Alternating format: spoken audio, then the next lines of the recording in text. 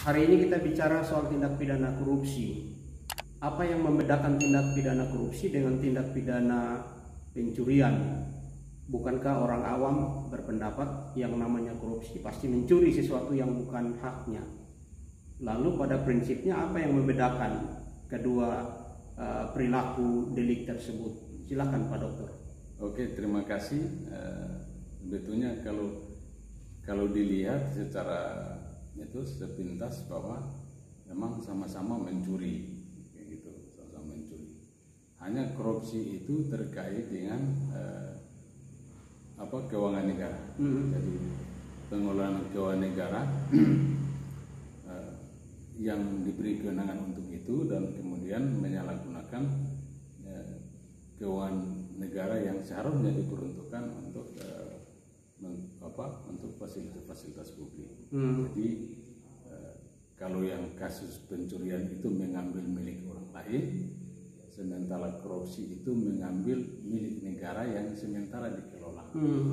Seperti itu. Pembeda dasarnya ada di sana. Ya.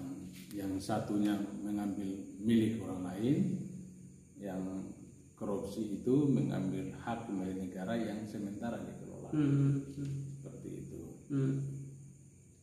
Lalu dari 30 yang kemudian disederhanakan menjadi 7 bentuk tindak pidana korupsi. Sekarang yang sering kali menarik untuk didiskusikan terkait soal gratifikasi dengan suap, yang jika tidak memiliki pengetahuan ilmu hukum yang cukup agak sulit membedakan mana suap, mana gratifikasi. Bagaimana cara membedakan gratifikasi dengan suap? Kalau gratifikasi itu pemberian, pemberian terhadap pejabat publik, ya, karena ada sesuatu yang itu, ya. Tapi nilainya di bawah dari 10 juta, ya, 10 jutanya kalau tidak salah. Dan pemberian gratifikasi itu harus dilaporkan. Kalau untuk apa pemberian itu? Sementara kalau suap itu juga pemberian, akan tetapi dengan maksud untuk memudahkan sesuatu yang seharusnya tidak perlu. Jadi ada tujuan-tujuan tertentu untuk menyalahgunakan sesuatu yang sementara dikelola. Dulunya subjek hukumnya adalah merupakan penyelenggara negara ASN, tapi kemudian hari ini berkembang swasta juga dapat dimintai pertanggungjawaban karena tindak pidana korupsi. Ya, jadi sebetulnya diperuntukkan sampai sekarang juga masih diperuntukkan untuk khusus untuk pejabat publik penyelenggara negara, tidak untuk pejabat privat, pejabat privat atau swasta. Tapi dalam tindak pidana korupsi memang kalau seperti ini sudah diperluas yang terkait dengan penyelenggara negara, pejabat publik itu baik itu pegawai negeri maupun pejabat publik lain, publik lain misalnya DPR dan seterusnya, kan bukan pegawai negeri tapi masuk dalam pejabat publik. Nah, sementara swasta dia tidak menjadi subjek delik dari tindak pidana korupsi, tetapi dia menjadi subjek delik ketika dia menyalahgunakan keuangan negara yang sementara dikelola untuk fasilitas publik. Nah, itu yang masuk menjadi subjek delik karena korupsi itu terkait dengan pengelolaan keuangan negara.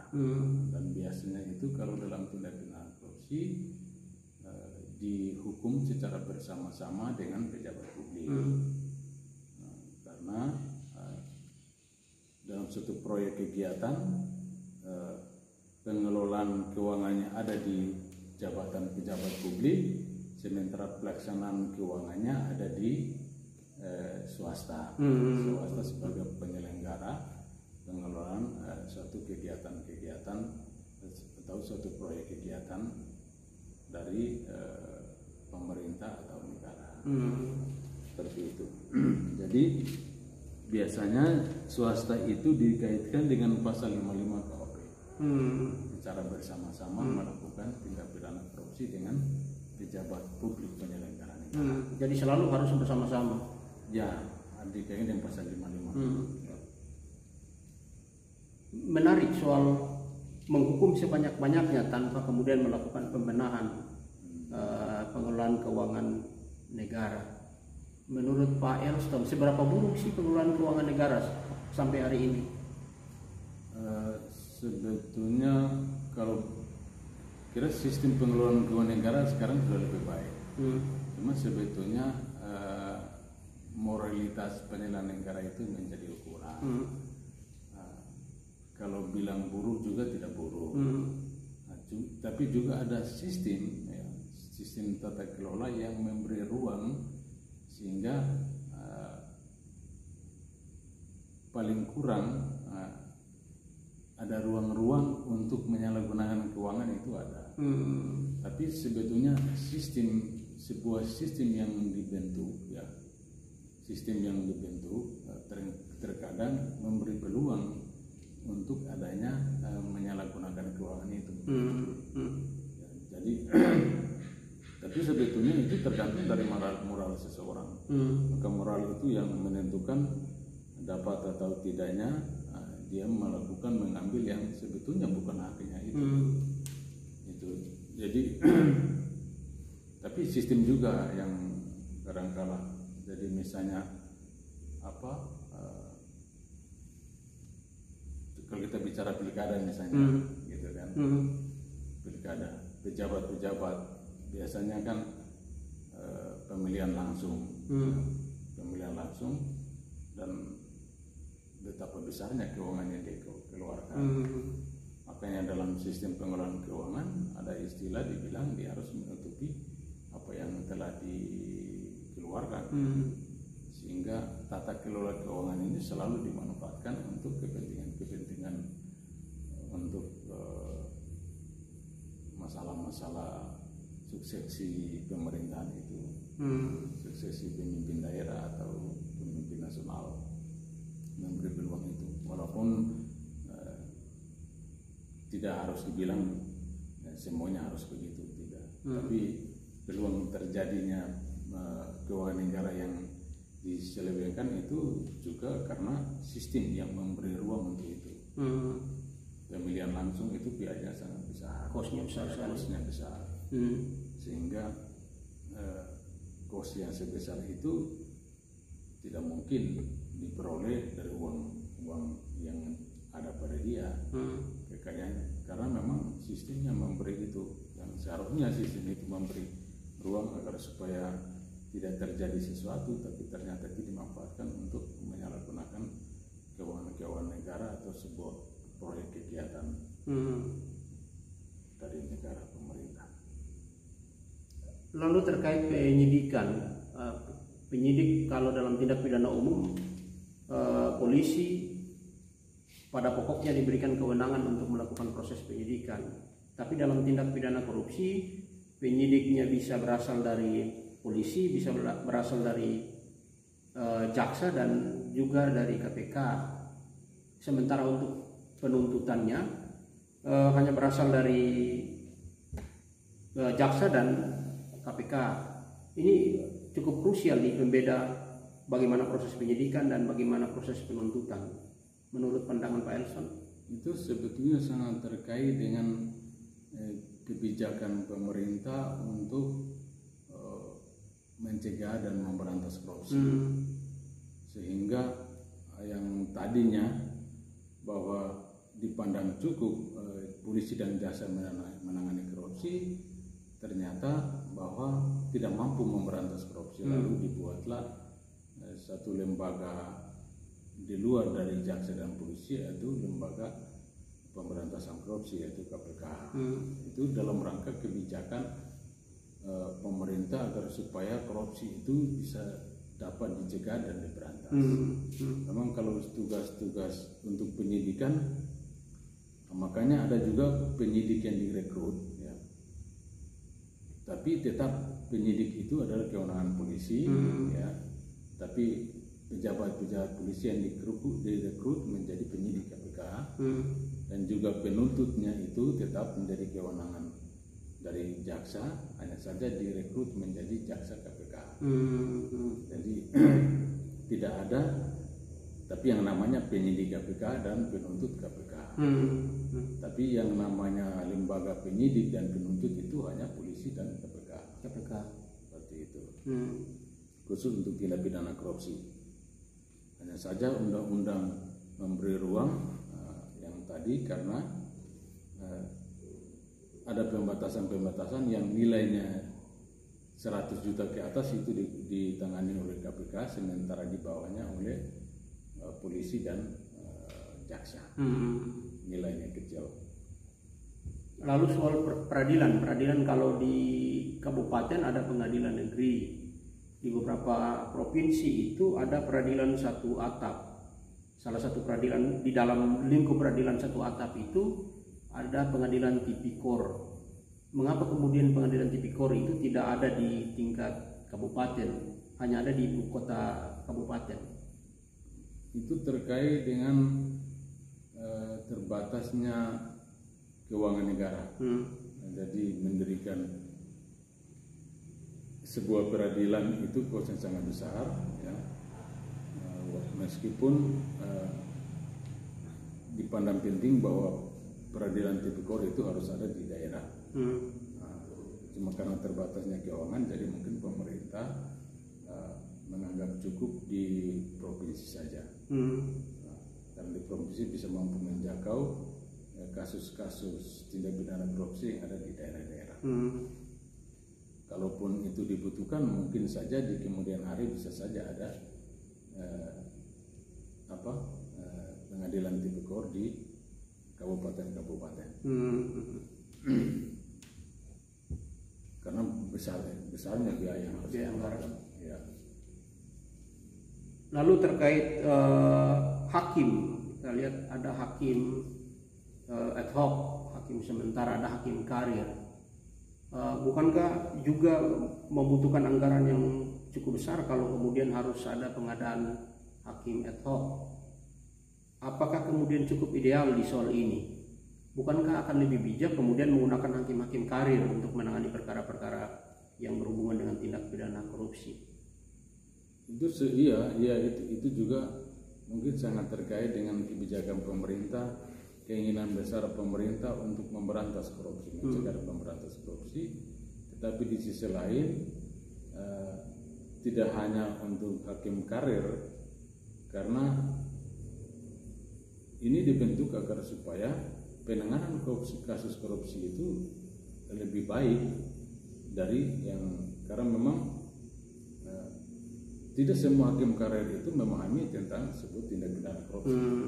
Maka direkrut hakim-hakim yang profesional yang tahu tentang tindak pidana korupsi itu. Maka untuk mengimbangi itu direkrutlah hakim-hakim di luar dari hakim karir. Makanya agar supaya korupsi ini betul-betul dapat ditangani secara baik dan benar. Mungkin itu. Lalu sedikit soal teknis, Pak Elson. Teknis pemeriksaan. Apakah sama proses pemeriksaan tindak pidana korupsi? Tindak pidana korupsi itu kan lex spesialis. Tentunya kalau penyebutan lex spesialis pasti ada hal krusial yang menjadi pembeda. Apakah kemudian di teknis pemeriksaan di dalam peradilan juga menjadi pembeda pokok dengan peradilan umum untuk tindak pidana umum? Sistem pertanggungjawaban pidananya sama. Cuma peradilannya secara lex spesialis tadi. Peradilannya dipisahkan sendiri agar supaya secara profesional betul-betul menangani kasus korupsi itu secara benar dan adil. Artinya ditangani oleh hakim-hakim yang memang profesional di bidangnya itu, maka dikhususkan. Memang kita kaji kebijakan juga tadi bahwa korupsi itu harus ditangani secara baik dan benar, agar supaya tidak terjadi. Sehingga itu yang membedakannya dengan pengadilan. Makanya diberikan kebijakan secara sendiri, secara sendiri yang tidak digabung dengan peradilan umum. Maksudnya agar supaya secara profesional kasus-kasus korupsi itu dapat ditangani. Dan hakim-hakim juga secara profesional mengetahui tentang korupsi itu, sehingga tidak sembarang memutus dan lain sebagainya. Lalu terkait soal bagaimana sih pandangan Pak Elson soal perkembangan penanganan kasus korupsi di Indonesia? Apakah sudah cukup idealkah atau masih ada hal yang kurang soal penanganannya? Kalau misalnya sebetulnya ya penanganan korupsi itu tidak seharusnya menindak habis atau misalnya menindak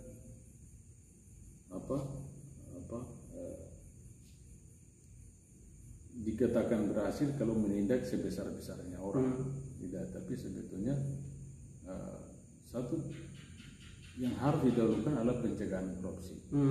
Jadi sistemnya diperbaiki, tata kelolanya diperbaiki, di mana yang salah lalu diperbaiki. Dan itulah proses pencegahan. Dan daripada menindak habis dengan tegas tanpa memberi ruang perbaikan terhadap dari sebuah sistem pengelolaan keuangan. Itulah yang seharusnya lebih penting agar supaya pengelolaan tata kelola keuangan itu dapat berjalan secara baik, secara profesional, administrasi diperbaiki, akuntansinya diperbaiki, sehingga dapat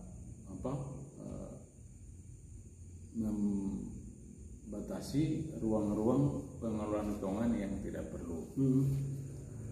Jadi bukan menindak habis tanpa memperbaiki sebuah sistem pengelolaan keuangan, maka itu percuma saja. Jadi yang terpenting itu adalah mencegah, dan kalau sudah memang sudah tidak bisa dicegah, baru ditindak secara tegas.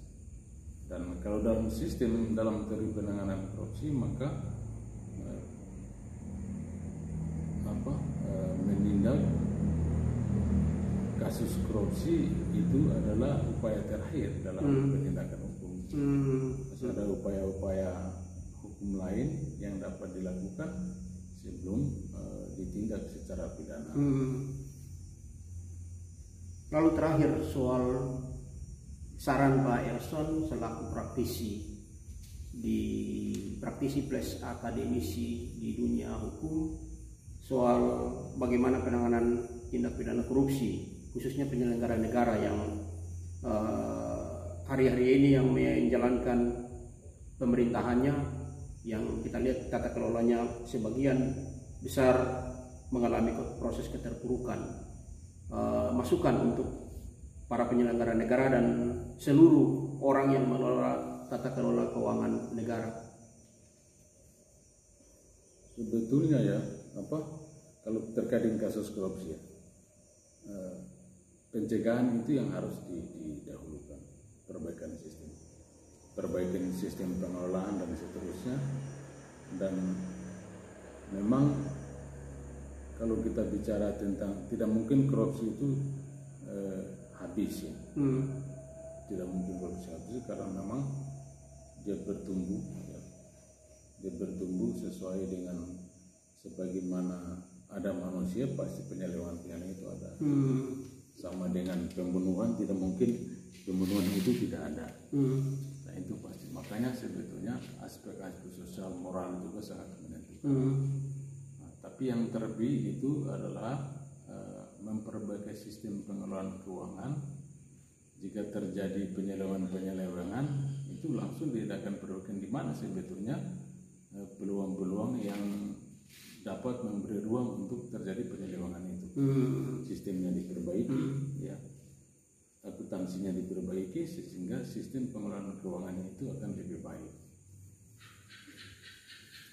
Jadi dapat disimpulkan tindak pidana korupsi itu terjadi karena rendahnya moral, sistem yang lemah, juga mungkin kultur yang tidak terbangun secara baik. Ya bisa juga karena kultur itu dapat memberi dasar seseorang untuk tidak memperoleh sesuatu yang bukan haknya, juga moralnya. Gitu. Kalau misalnya kulturnya itu sudah tidak melihat di mana haknya, di mana bukan, atau selalu memanfaatkan kewenangan pada dia untuk memberi ruang untuk memperkaya diri, maka yang namanya korupsi pasti tetap ada.